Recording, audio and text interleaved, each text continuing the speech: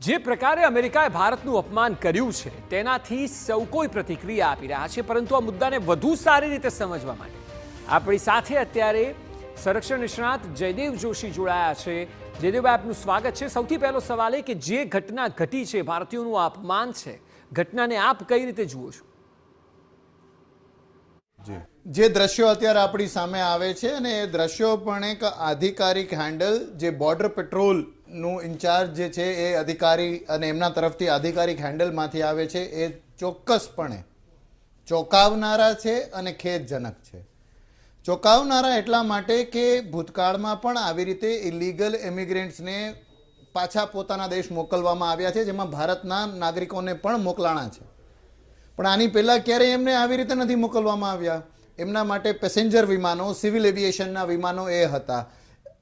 આવી રીતે બાંધવા, લાઇનઅપ કરવા, તેમને કોટ અનકોટ એલિયન્સ એવા શબ્દનો પ્રયોગ કરીને મોકલવો એ ચોક્કસપણે ચોંકાવનારું છે.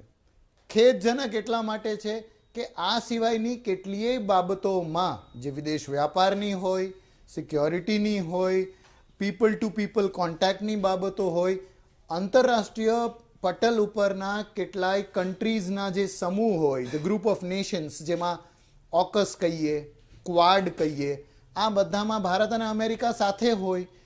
આજે શું કહેવું, અત્યારે પણ આ મંત્રણાઓ, આ વાતો ચાલુ હોય. એવા સમયે આવી રીતે નાગરિકોને મોકલવા એ વ્યાજબી નથી. યસ, કદાચ ગેરકાયદેસર રીતે ગયા હતા, પણ કોઈ હાર્ડ કોર ક્રિમિનલ્સ કે બહુ જ ગુનાહિત ઇતિહાસ ધરાવનાર લોકો જે ત્યાંની શાંતિ ડખોળે એ પ્રકારના લોકો નહોતા.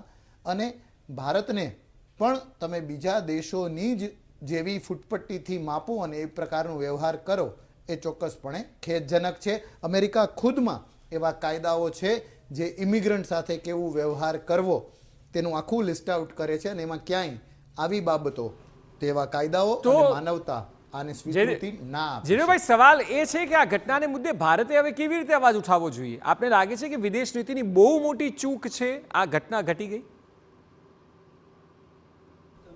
આમાં ભારતની વિદેશ નીતિની ચૂક રહી છે તો અત્યારે તો પ્રાપ્ત માહિતી અને જે કાંઈ પણ આપણે જાણીએ છીએ એના સહિત એવું ચોક્કસ કહી શકાય કે ભારતની વિદેશ નીતિની ભૂલ કદાચ નથી.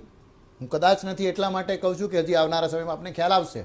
પણ ચોક્કસપણે જે છે એ છે અનહદ આકરું, અનહદ અમેરિકા પરસ્ત અને અનહદ બીજા દેશોને ટેરિફ એવો શબ્દ ટ્રમ્પ વાપરે છે, એટલે ટેક્સ, ખૂબ ટેક્સનો ભાર લગાવીને એ દેશોનો વિદેશ વ્યાપાર રોકવો, આ પ્રકારે ઇમિગ્રન્ટ્સની વાત કરીને એ દેશોને બેકફૂટ ઉપર મૂકવા, ગ્રીનલેન્ડ અમે કબજો કરી લેશું, ગાઝા ઉપર અમેરિકા આવું સ્થાપિત કરી દેશે, એવું જે આમ જોવો તો છીછરી, આઉટલેન્ડિશ, કાયદાની સંગતતા સાથેની દૂર બાબતો સાથેનું ખૂબ જ આકરું વલણ, અને એ મુખોટું જ હું કહીશ, એ મુખોઠું પહેરવાનો પ્રયત્ન ટ્રમ્પ 2.0માં જે થઈ રહ્યો છે એને વધારે આપણે ગુનેગાર માનીએ, નહીં કે ભારતના કોઈ ફેલિયર ના. તો પછી સવાલ એ છે કે ભવિષ્યમાં આવી કોઈ ઘટના ન ઘટે એ માટે હવે સરકારે શું કરવું જોઈએ? અમેરિકા સાથે વાત કરે, કડક વલણ અપનાવે જો શક્ય હોય તો?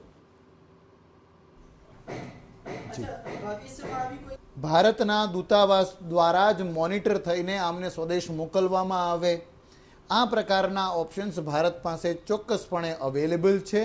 અને આવા જ ઓપ્શન્સ ભારત રજૂ કરે અમેરિકાને, અને અમેરિકાએ આ જ રીતે આ નાગરિકોને જે તે દેશને સ્વદેશ પહોંચાડવા જોઈએ. અને જેમ હંમેશા માટે આપણે રાખીએ છીએ, એક વૈશ્વિક, એક વર્લ્ડ વ્યૂ રાખીએ એ રીતે જોઈએ તો આ અવાજ ઉઠવો જોઈએ અમેરિકાના આવા કૃત્યો વિરુદ્ધ. માત્ર ભારત નહીં, જે બીજા દેશો પણ છે એમણે પણ અવાજ ઉઠાવવો જોઈએ. થોડો પ્રયત્ન કોલંબિયાએ કર્યો, બીજા દેશો પણ કરે, અને એ રીતનો પ્રયત્ન ચોક્કસ થાય તો આજે હાર્ડ બોલ ટેક્ટિક્સ જે ડોનાલ્ડ ટ્રમ્પ અપનાવી રહ્યા છે, જેને માનવતાની, ડિપ્લોમસીની કે પછી નોર્મલ બે દેશો વચ્ચેના સંબંધના માનની પણ કોઈ સ્વીકૃતિ ના હોય, તે થતું અટકે. જી બિલકુલ જયદેવભાઈ, TV9 સાથે વાતચીત કરવા બદલ આભાર. તો જે સ્થિતિ છે તેમાં ચોક્કસ કે કોલંબિયા જેવો દેશ જો અવાજ ઉઠાવી શકતો હોય તો ભારત કેમ નહીં? ભૂતકાળમાં ક્યારેય આ પ્રકારે બાંધીને કોઈ પણને પરત નથી મોકલાયા. સરકારે તેનો જવાબ આપવો જ જોઈએ તેવી દેશભરની લાગણી